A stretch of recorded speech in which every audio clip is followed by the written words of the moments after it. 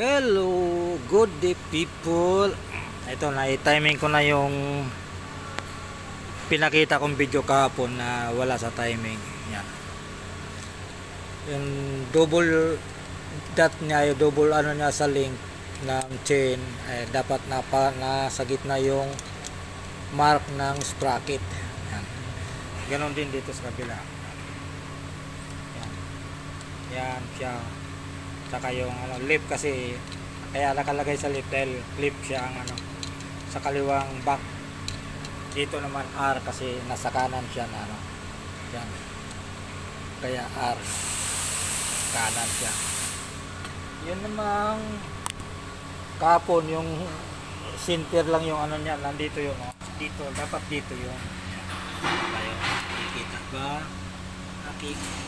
Kikita, hindi yan ba? Ayun. Yan. Ayan.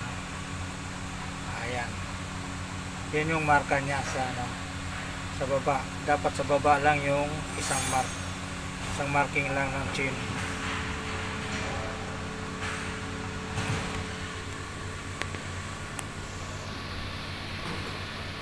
Okay, ngayon bubunutin na natin tong nakabaon na pala sa guide.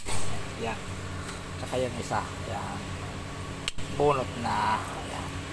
Medyo. Yan Okay. Yan po. Thank you.